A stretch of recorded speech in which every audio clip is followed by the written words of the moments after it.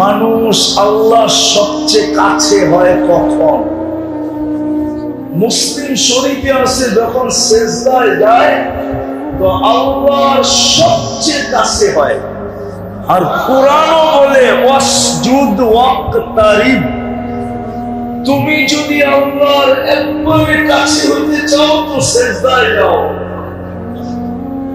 কেননা সিজদায় মানুষ আল্লাহর কাছে হয়। ওই কাছে করার জন্য, বন্ধু বানানোর জন্য, নৈকট্য দেওয়ার জন্য ডেলি 5 বার ডাকে। কে ডাকে? কে ডাকে? এই এলাকার নাম কি? ওয়ার্ডের নাম কি? কয় নম্বর? 54 নম্বর রাজাবাড়ি। রাজা রাজা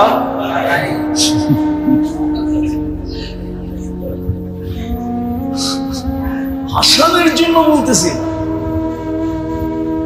ডেলি 5 বার কে ডাকে? কেন ডাকে? কাছে করার জন্য, বন্ধু বানানোর জন্য। বন্ধু, হ্যাঁ, বন্ধু বানানোর জন্য ডাকে।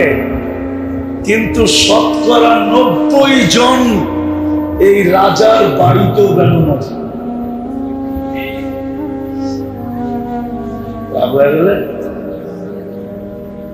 শতকরা 90 জন না কি? 5 ওয়াক্ত নামাজি কয়জন এই এলাকায়? 10%। আমি ধরলাম 10%। 90%ই নামা মসজিদে আসে না, এমনকি দোকানেও পড়ে না, অথচ ডাকে কে? কে ডাকে? আল্লাহ চিনেন? হ্যাঁ, দুঃখ তো এইখানেই। আল্লাহকে তো এই জন্যই বলি, আল্লাহ আপনি তো প্রতিশোধ নেন না। আপনি যদি দুনিয়ালাদের মতো প্রতিশোধ নিতেন, যে বিমুখ হইতে দেরি, থাপ্পড় আসতে দেরি হয় নাই, গুনাহ করতে দেরি, সাইজ করতে দেরি করে নাই। আল্লাহ তো সাইজ করে না, অপেক্ষা করে। কি করে? কি করে? কি করে? অপেক্ষা করে। আল্লাহ শাস্তি দিতে চান না, এই জন্যই তো অপেক্ষা করেন। ডেলি 5 বেলা কে ডাকে? আল্লাহ। আরে বলেন না, আল্লাহর পরিচয় জানা আছে? আল্লাহ নিজের পরিচয় দিছে। পরিচয়, সবচেয়ে বড় পরিচয় যেটা আল্লাহ দিছেন, যে দুনিয়ার পদস্থ মানুষের পিছে করতে করতে করতে করতে করতে তোমরা সবকিছু খোয়ায় ফেলতেছ। হয় আবার কিভাবে বসবেন আমি জানি না।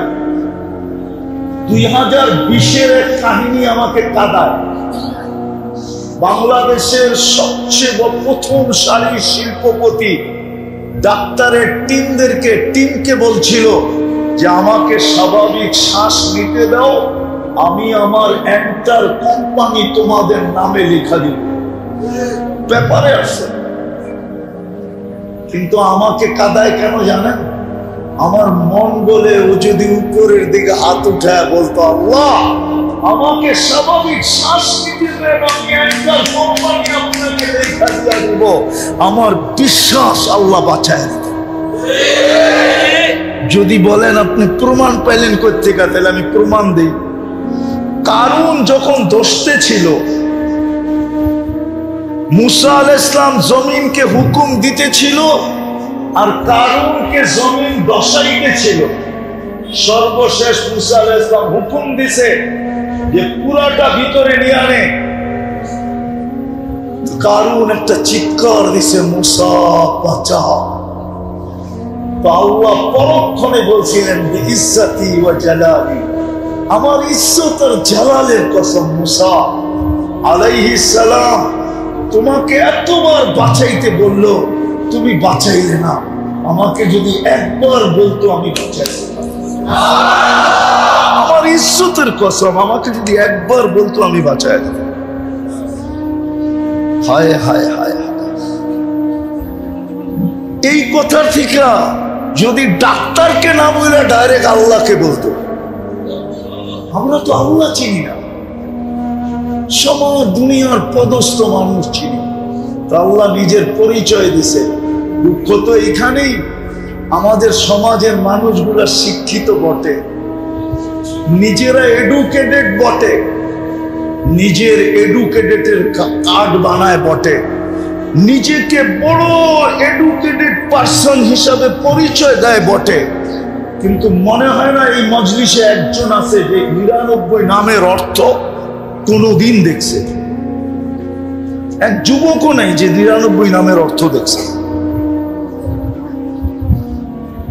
গেলেন আছে এখানে কিছু চেহারা দেখা যায় যারা বড় বড় অফিস থেকে রিটায়ার্ড করছে, কিন্তু তাদেরকে যদি জিজ্ঞাসা করি আপনি 99 নামের অর্থ কোনদিন দেখছেন, আমার মনে হয় না কেউ হাত উঠাইতে পারবে যে আমি দেখছি। দেখছেন কেন? 99 নাম তো আল্লাহর পরিচয়। আপনারা যেরকম অফিসের সামনে পরিচয়ে প্লে কার্ড লাগায় রাখেন, যাতে আপনার অফিসে ঢুকার আগে সে ভাইবা ঢোকে যে এটা কার অফিসে ঢুকতেছে। ওসির কামরার সামনে লেখা থাকে ওসি, এসপির কামরার সামনে লেখা থাকে এসপি, ডিসির কামরার সামনে লেখা থাকে ডিসি। শব্দটাই মানুষের প্যান্ট খারাপ করে দেয়, ঠিক না? শরীরকে কামায় দেয়। আল্লাহ তো নিজের পরিচয় দিছে, আমি কোন আল্লাহ? 99 নাম দিয়া, এই জন্যই তো বসে হু আল্লাহুল্লাযী লা ইলাহা ইল্লা হু الرحمن الرحيم الملك القدوس السلام المؤمن المهيمن العزيز الجبار المتكبر الخالق البارئ المصور الغفار القهار الوهاب الرزاق الخلاق العليم القابض الباسط الخافض الرافع المعز المذل السميع البصير الحكم العدل اللطيف الخبير الحليم العظيم الغفور الشكور العلي الكبير الحفيظ المقيت الحسيب الجليل الكريم الرقيب المجيب الواسع الحكيم الودود المجيد الباعث الشهيد الأكبر وقيل القوي المتين الولي الحميد الموصي المبدي المعيد المحيي المميت الحي والقيوم الواجد الماجد الواحد الأحد الصمد القادر المقتدر المقدم المؤخر الأول والآخر الظاهر والباطن الوالي المتوالي البر التواب المنتقم العفو الرؤوف مالك الملك ذا الجلال والإكرام المقسط والجامع والغني والمغني المانع الضار النافع النور الهادي البديع والباقي الوارث والرشيد الصبور جل جلاله 99 পদের মালিক আল্লাহ। উনি ডেইলি 5 বার ডাকে, 90% আসে, অথচ আবারও পিছে চলে যেতেছি। উচিত ছিল সারাদিন আল্লাহ আল্লাহ করা, টাকার আগেই দৌড়াইয়া এসে বসে থাকা, কিন্তু ডাকে তারপরও আসে না। কতদিন থাকবো এখানে, আর খাবই বা কতটুকু, পড়বই বা কতটুকু, কালকে এই চেহারাটা দেখাবো কি করে? কি করে দেখাবো? বিদায় আসেন, তওবা করি, তওবা করি, আল্লাহর দিকে ফিরি। আজকে মুসলমানের দুরবস্থা এই জন্যই, দুনিয়ার কোন বস্তুর জন্য মুসলমানের দুরবস্থা না। আজকে মুসলমান সংখ্যায় 250 কোটি, দেশ হল 60টা মুসলিম দেশ, ছোট বড় মিলা। দুনিয়ার সবচেয়ে বড় টাকা মুসলমানের কাছে। 4 দেশের চেয়ে বড় টাকা দুনিয়ার কারো কাছে নাই। কুয়েত, বাহরাইন, ওমান, ব্রুনাই, এই 4 দেশের থেকে বড় টাকা কারো কাছে নেই। চ্যালেঞ্জ আপনার সাথে, 4 দেশের চেয়ে বড় টাকা দুনিয়ার কারো কাছে নাই। দুনিয়ার সবচেয়ে বেশি দামি জিনিস মুসলমান ব্যবহার করে। দুনিয়ার কোন দেশের যুবরাজের কাছে নাই 24 ক্যারেট সোনায় মোড়ানো গাড়ি। যদি থাইকা থাকে সেটা মুসলমান কোন যুবরাজের কাছে আছে। আরব এমারতের যুবরাজের গাড়ি 24 ক্যারেট সোনায় মোড়ানো। নেটে সার্চ এখন পাবেন। ব্রুনাই প্রেসিডেন্টের পুরা গাড়ির পাশ এন্টার সোনা। মুসলমানের চেয়ে দামি জিনিস কেউ ব্যবহার করে না। আমি বললে আপনারা মানবেন কিনা জানি না, শুধু এই তুরাগ থানায় যত ব্যবহৃত কাপড় আমাদের আলমারিতে রাখা আছে ঘরে, চ্যালেঞ্জ ইউরোপের একটা দেশে এত ব্যবহৃত কাপড় আলমারিতে রাখা নাই নাই নাই নাই। আপনি বিশ্বাস করেন না? যদি ব্যবহৃত কাপড় আলমারিতে থাকতো তাইলে ইউরোপের প্রত্যেকটা দেশের রাস্তার কোনায় কোনায়, প্রত্যেকটা সুপার মার্কেটের সামনে সামনে কয়েক কদম পর পর পুরান কাপড় ড্রপ করা রাখার জন্য বক্স কেন লাগানো থাকতো। আমি তো ঘুরা বলতেছি না, ঘুরা বলতেছি না। আপনি আমাকে ইউরোপ চিনাইতে হবে না, আমি ইউরোপের গলি গলি চিনি। এমন কোন ইউরোপের গলি নাই আমি চিনি না, আমি জানি না। আলহামদুলিল্লাহ, আপনি আমাকে অহংকারী বলে বলতে পারবেন। শুধু আপনাদের উন্নত দুনিয়ার আমি নিউজিল্যান্ড যাই না, এছাড়া সব শেষ। কোন উন্নত দুনিয়া নাই যেখানে আমি না গেছি। চাই ছোট একটা সমুদ্রের মধ্যখানে উঠেও গেছি। আল্লাহ আমাকে ঘুরাইছে, খুব ঘুরাইতেছে। আমি ঘুরে বলতেছি, নেট চালাও, আছে মোবাইলে নেট? হ্যাঁ, এখন সার্চ দিয়ে দেখো তো বিল গেটসের প্যান্ট আর শার্টের দাম কত পাবে তুমি, নেটে দেওয়া আছে। এখন দিলে পাবে, এখন দিলে তুমি পাবে যে বিল গেটস যে দুনিয়ার সবচেয়ে ধনী, ওর শার্টের দাম কত, প্যান্টের দাম কত, নেটে দেওয়া আছে। $300 উপরে যদি আপনি দেখাইতে পারেন, আগেরটা বললাম না, যা খুশি আছে আপনি তা করতে পারেন $300 উপরে। কিন্তু বাংলাদেশে পাবেন সাধারণ সরকারি আমলা। আমরা চিনি সিঙ্গাপুরে গেঞ্জি কিনে, গেঞ্জি বাংলাদেশের 80,000 টাকা দিয়ে গেঞ্জি, শুধু গেঞ্জি। আমি চিনি মুস্তফার থেকে, গেঞ্জি কিনতেছে $1200, $1500 সিঙ্গাপুরি ডলারে। কি বাংলাদেশে একজনে করে জুতা পরে 20 লাখ টাকা, মাথায় দেয় না পায়ে দেয়? মুসলমানের চেয়ে দামি জিনিস পরে না। আমি কাউকে ক্রিটিসাইজ করতে চাইতেছি না, বুঝাইতে চাইতেছি। আজকে এই দুরবস্থা কেন? আল্লাহ ডাকে তারপরও আসে, আল্লাহ কাছে করতে চায় তারপরও কাছে হয় না। বলে তাইলে আমাদেরকে পালে কেন বলবো? শুধু বন্ধুর কারণে পালে, বন্ধুর কারণে। বন্ধু চিনেন? মুহাম্মদুর রাসূলুল্লাহ কারণে পালতেছে।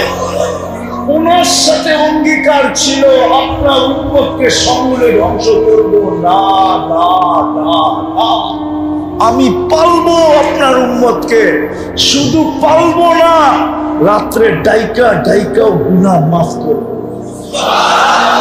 এখনই ডাকতেছেন, এখনই। রাতের 3 ভাগের 1 ভাগ অতিবাহিত হয়ে গেছে।